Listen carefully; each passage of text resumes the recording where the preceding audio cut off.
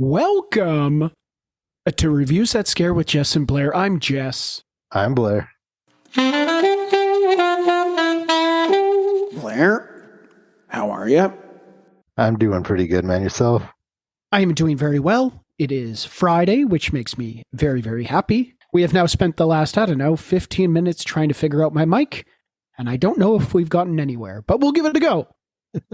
I am very excited. We are officially in May, which means remake month is over, and we are officially into creature feature month, which we're both very excited about.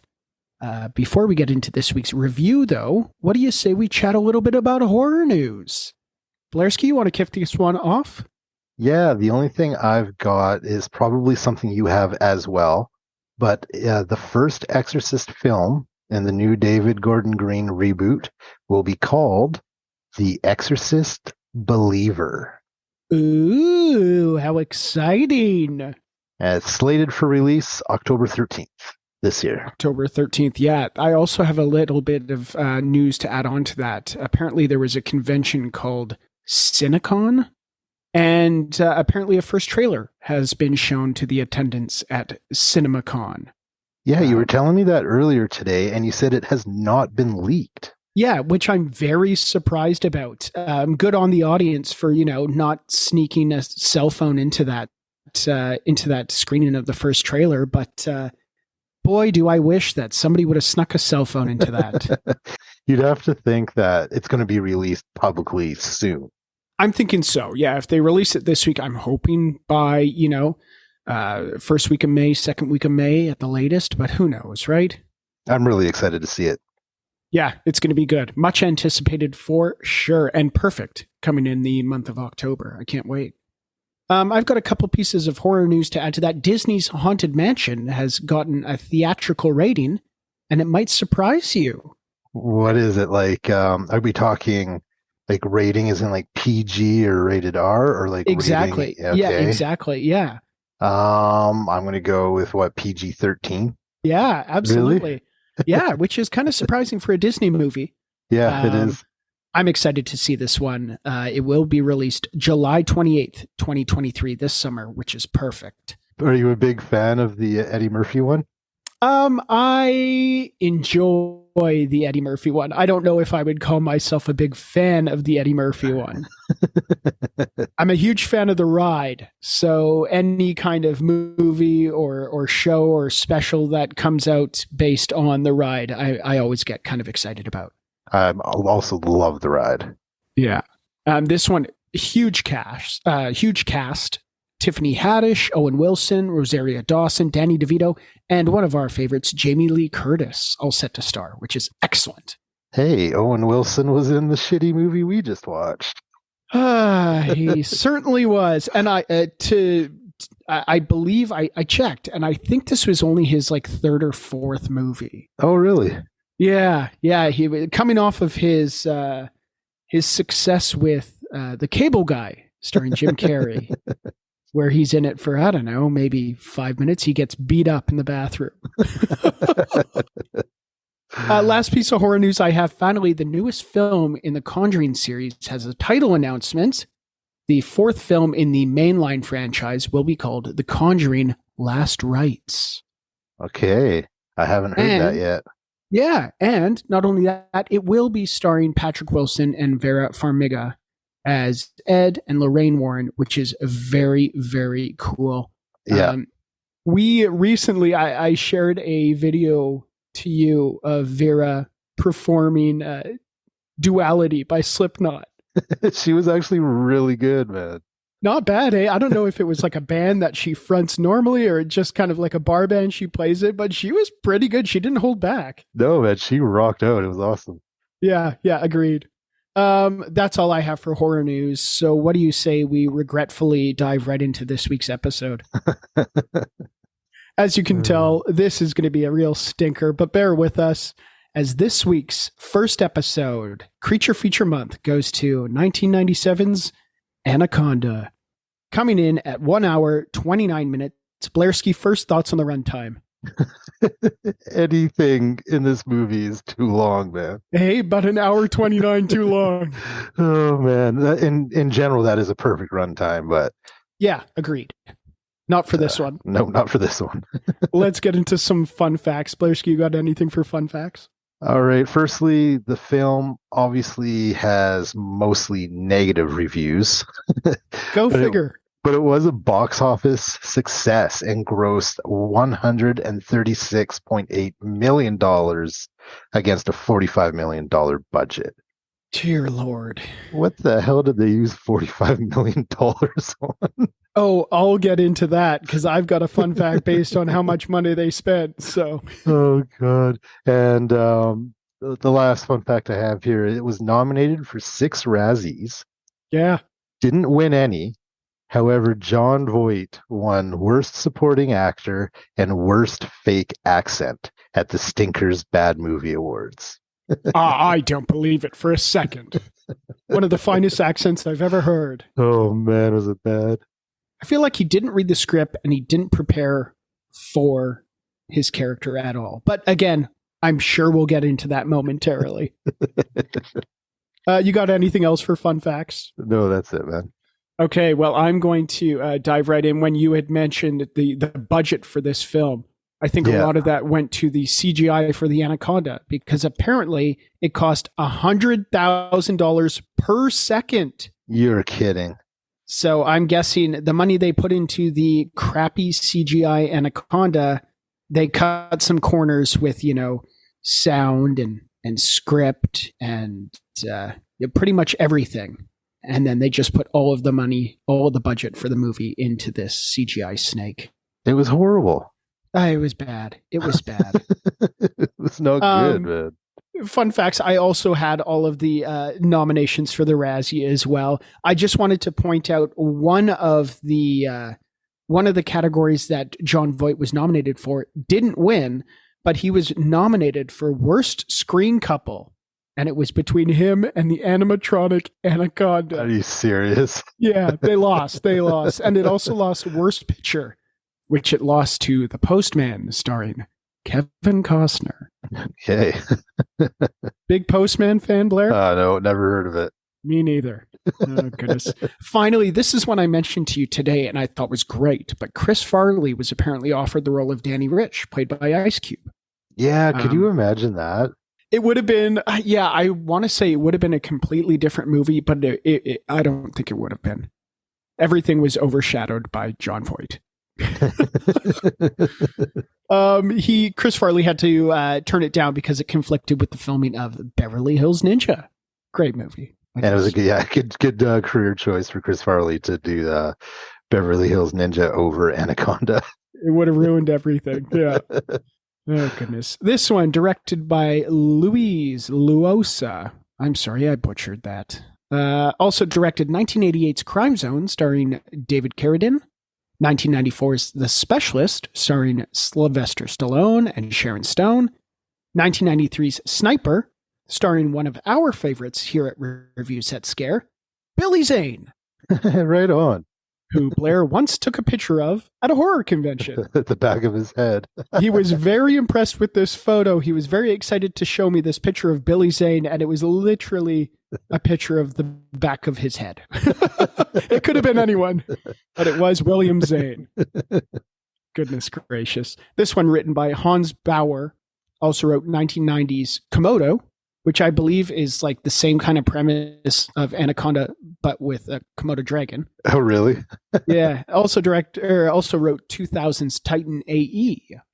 Also written by Jim Cash, who wrote 1986's Top Gun, 1989's Turner and Hooch, 1990's Dick Tracy, and Blair's favorite Stephen Baldwin movie, The Flintstones in Viva Rock Vegas.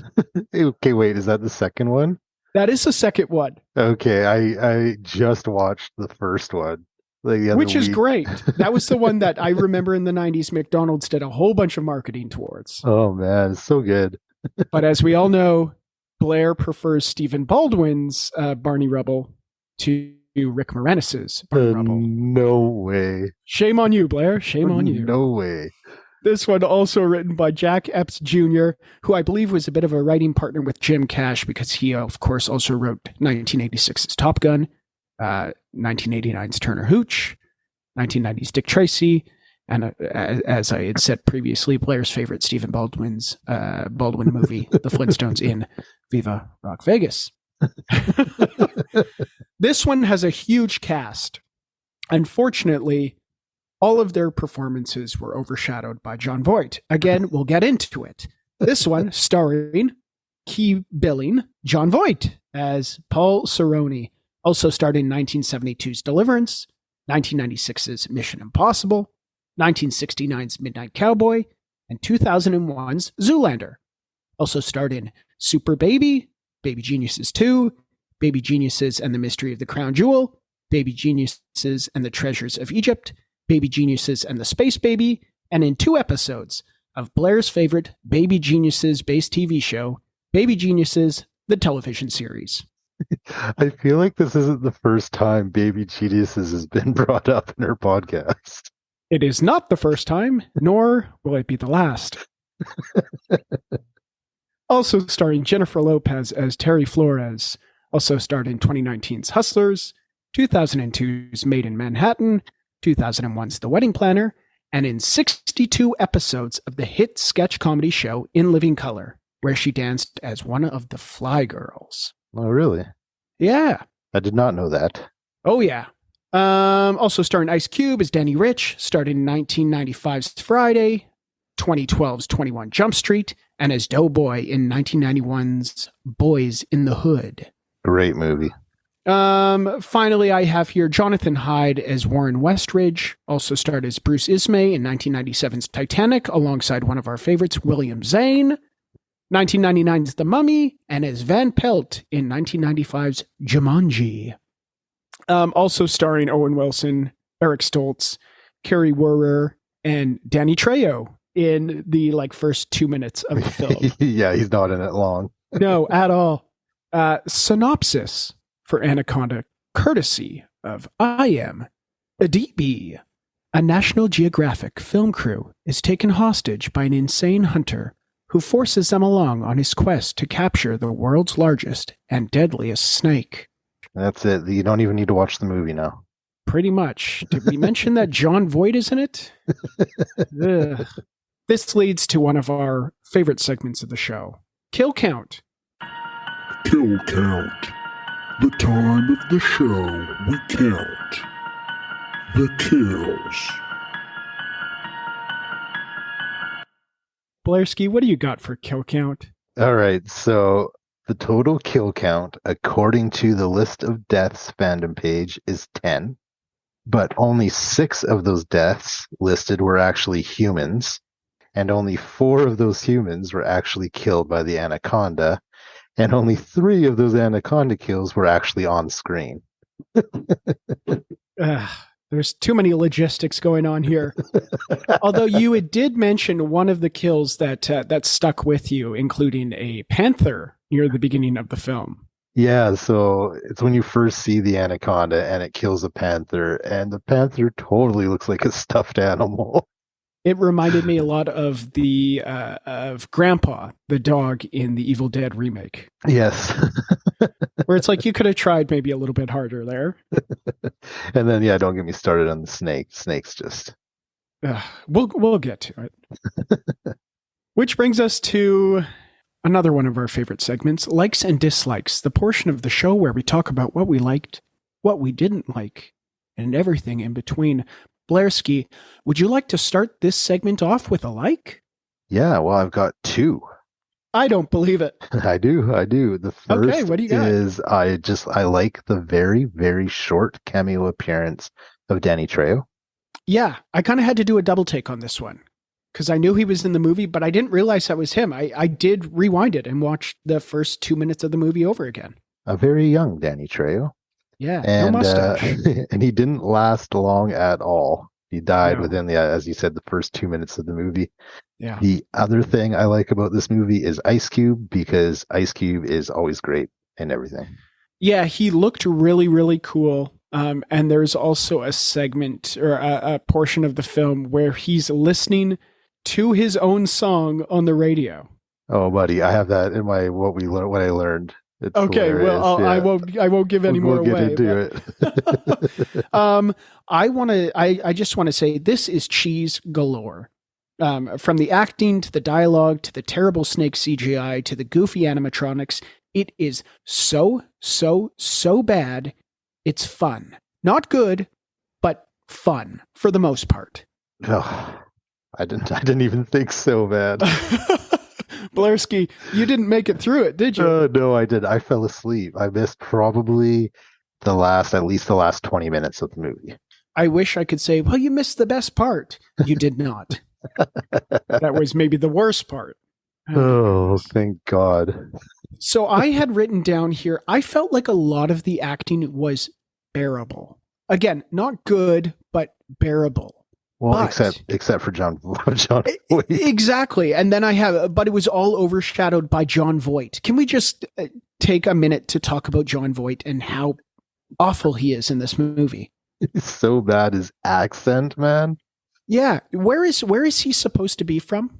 I don't even know. I don't even know if I picked up on that. I can't remember if it was like Paraguay or I can't remember. But I'll tell you one thing, it sounds like a made up accent.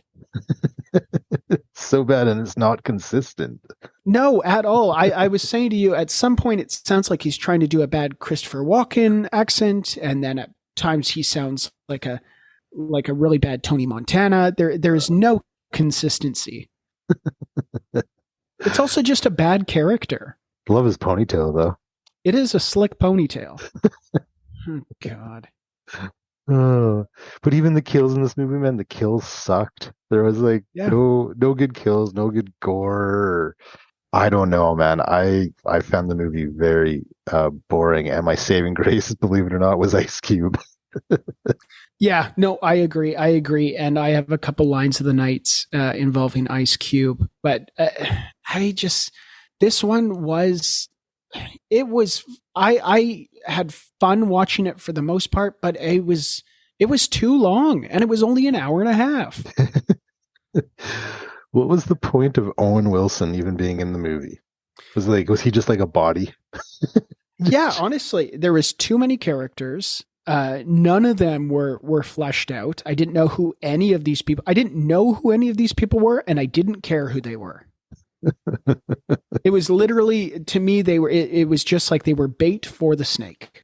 How about the fact that they just pick up John Voight stranded on the side of the Amazon River and basically let him take over their whole trip, take over their boat, take over everyone in it.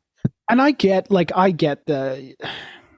to bring it up in lessons I learned, but I get they're helping this guy out, but it's like they just totally, they give in to all of his commands. Yeah. Like, this guy he's the captain now. He totally acts like he is the captain, and they just let him do it. Yeah, not only did his character hijack the boat, but I think John Voight, the performer, hijacked the movie. And it was not good. It was so over the top, but I don't know if he was being sincere, or I felt like he was just messing with us. And it really bothered me because it was like really cringeworthy, but you could tell, like, I don't even know if he was trying to create like this badass villain, but it just felt so rushed and underprepared. It was painful to watch. It kind of seemed like he didn't really care for the role at all. No. And it just sucks because I feel like the rest of the performers in the movie were maybe so young in their career that they couldn't really, I don't know if they couldn't stand up to him or if they couldn't, I don't know. I feel like, he hijacked this movie and it's painfully awkward. Yeah, it really is. It really is. I actually do think if they made a better snake, like better CGI, and got rid of John Voight and you could keep everyone else, it would probably turn into a pretty good movie. Yeah, I can't remember exactly who they had listed, but I had seen somewhere that they had some like A-list stars who they were considering for that character. And I could see any of them doing a better job than John Voight. I do have two moments that I really enjoyed. They were my two favorite scenes. Okay. One of them is when John Voight, spoiler alert, is eaten and then regurgitated by the snake. And once he's regurgitated by the snake, he winks at Jennifer Lopez and then dies. Does he really? See, I was sleeping during that. It was very cool. The makeup was awesome. And of course, more than anything, it was hilarious. But yeah, this snake regurgitates him and then he just winks at Jennifer Lopez. It's like, oh my God. Cherry on top, I guess. Cherry on top. You're right. And then my second runner-up for favorite scene goes to when, just after, again, spoiler alert, Owen Wilson's character is eaten. It shows the snake in all of its CGI glory, with the outline of Owen Wilson, like terrified facial expressions and all in the snake's stomach. It was so bad, man. It was so, and it was like clearly CGI. And it's like, there is no way they spent $100,000 per second on this snake. But who knows? Maybe, 1997, it could have been ahead of its time. Who knows? Whoever was in charge of the CGI sure got a payday. Oh, goodness. I do have, and I've mentioned it before, but I said most of the movie, but especially the last 15, 20 minutes was way too long. As you said, I didn't miss anything. No, at all. You could have probably have slept through the full thing and not missed anything. Also, I want to point out, I don't know how you feel, but I think the streak has ended. It has. With badass intros. It has. And although this one has Danny Trejo, lame. It's a bad intro. He kills himself, but it doesn't show it. It's off camera. Yeah, and it's also just like, I don't know, he's on a boat and the boat is like comically shaking because the snake is underneath and but it doesn't explain anything either. It's bad. No, it's just We had a good run. We had a great run. What was that? 6 or 7 movies and then we were met head on with a stinker. Goodness gracious. Do you have anything else to say, likes or dislikes about this one, or can we move along? I'm pretty sure we've chatted about everything I've got written down here, man. Alrighty, this leads us to one of our favorite segments, which is lessons we learned from watching 1997's Anaconda. Lessons we learned from watching. Insert title of movie here. The segment of the show where we talk about the valuable life lessons we learned from watching said movie. Blairski, did you learn anything? I've got one thing here I'm going to say, and that is, do not dare turn down the volume when Ice Cube is jamming out to his own hip-hop group, West Side Connection. It will only make Ice Cube angry, and you will not like an angry Ice Cube. Yeah, he will threaten your life. Oh, you got so pissed off when he did that. I have that scene as one of my lines of the night. Oh, right on. Yeah. Did you learn anything else? No, that's it, bro. The only thing I learned is never pick up hitchhikers while floating down the Amazon River. They might turn out to be John Voight. His initial charm might fool you, but behind those cargo pants and cool hairdo lie crazy eyes and judo leg chokeouts. Were you awake for that scene? I was, yes. Oh my God. He leapt up 7 feet in the air. I know. A judo leg chokeout. Ugh. Who was that on again? I don't remember the character's name. Okay. I don't remember any of the characters' names, to be honest. I don't either. I've noticed this whole episode we've just been calling them by their actor names. Yeah, John Voight as John Voight. Yeah. And Ice Cube and J-Lo. Yeah. Oh, goodness. This leads to one of our favorite segments, Line of the Night. Line of the Night. Line of the Night. Line of the Night. Line of the Night. Line of the Night. Line of the Night. Line of the Night. Line of the Night. Line of the Night. The segment of the show where we discuss our favorite lines from the movie. They might give us chills. They might give us the giggles. All we know is that they are our favorites. Blairski, do you have a line of the night? Yeah, okay, well, I'm just going to skim through this.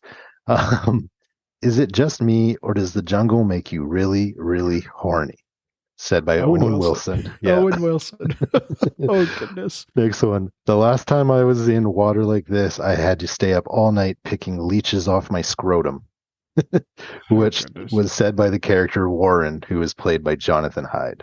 That's right, yeah. And then my final line of the night is literally any word spoken by John Voight. It's just the accent, man. I've got a few line of the nights from Mr. John Voight. First one I have, John Voight. 5 whiskeys? That's breakfast on the river. Okay, sure it is. The next I have is the dialogue between Westridge, and I just have Ice Cube. But Westridge, while arguing over Ice Cube's volume on his radio, do you know I could cheerfully hire someone to kill you? A local tribesman, perhaps. $50 should cover it. Ice Cube responds with, well, I could just kill you for free right now. To which Westridge responds with, you and whose army? And Ice Cube responds with, your mama's. Love it. So gangster. Very 1990s line for sure. Yeah. I've got a couple more from John Voight. After pulling a snake off of Westridge's finger, he says, so young, yet so lethal. Cool. Another one from John Voight. He says to the snake, buenas noches, beautiful. Another one from John Voight. After he suggests capturing the snake could make them rich, he says, please, people, don't make me out a monster. I didn't eat the Captain Mateo. Okay. And then finally, Owen Wilson. I literally have Owen Wilson's character says, you don't know shit about the shit we're in out here. No, I do not. Not even a little bit. Fuck, this leads to our favorite segment of the night, which is Celebrity Lookalike Time. Celebrity Lookalike Time. The time of the show where we take a look at the cast and discuss their celebrity doppelgangers. Spoiler alert. It usually comes down to the character's hairstyle. Blairski, do you have any celebrity lookalike times? All right, so Ice Cube looks like O'Shea Jackson Jr., and O'Shea Jackson Jr. looks like Ice Cube. Okay, fair enough. They're father and son, but so you'd expect the resemblance, but they are fucking almost identical, man. It's striking, hey? Yeah, it's crazy. Like, I think he played Ice Cube in the Straight Outta Compton movie. Yeah, that's right. I figure, if neither of them were famous, but you saw them walking down the street in opposite directions, you'd be like, hey, wait a minute. Yeah, right? Those are twins. Right. Yeah. Jennifer Lopez. So not so much in the movie itself, but all the posters I've seen for the movie, she looks a lot like Shannon Elizabeth, who is Nadia from American Pie. She's also in Scary Movie. Okay. But every time I saw a poster for Anaconda during this week, I saw her. I saw Shannon Elizabeth and not J-Lo. It's fucking but only on the poster, not in the actual movie. Yeah. Oh, my last celeb lookalike was John Voight. Reminded me of a cross between Christopher Walken, Michael Douglas, and Martin Sheen. Yeah, I could see that. I can definitely see that for sure. Right? I've got a couple here. Okay. The character Dr. Kale reminds me of lead singer / guitarist for the American rock band Queen of the Stone Age, Josh Holmes. Or Josh Homme. Or Josh Holmes. Yeah. Yep, no, he does. And then finally, John Voight reminds me of Anthony Hopkins in Red Dragon. I believe Anthony Hopkins also had a ponytail in portions of Red Dragon, but I could be wrong. I can't remember, but I do love that movie. Also, I think he reminded me a bit of Donald Trump, the host of The Apprentice. We're just naming like old white guys at this point. Yeah, we are. Yeah, we totally. Some of them may or may not have ponytails. Oh, fuck. Too funny. This leads us to our final rating for 1997's Anaconda. Thank God. Blairski, out of 5 John Voight performing a laryngectomy with a ballpoint pen while doing the worst Tony Montana impersonation out of 5, what do you give Anaconda? Oh, bro, I am giving it 1. John Voight performing a laryngectomy with a ballpoint pen while doing the worst Tony Montana impression out of 5.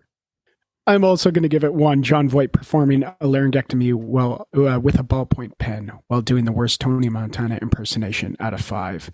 This movie stunk. The good thing is, though, we'll never have to watch it again. I know. And just like last month, we started it off with a stinker. Yeah. But the month got better, so hopefully that's the same for this month. This might be one of the lowest rated films we've ever done. I totally agree. I think this might actually be the lowest rated film we've done this year. I actually don't think there's been a film where we've both just given it 1. Congratulations, 1997's Anaconda. You did it. You may have not won any of your Razzie nominations, but you're a stinker in our heart. Ugh. I can't wait to move on and do the next movie. I'm very excited for the rest of the films this month. Me too, man. It's only up from here, guaranteed.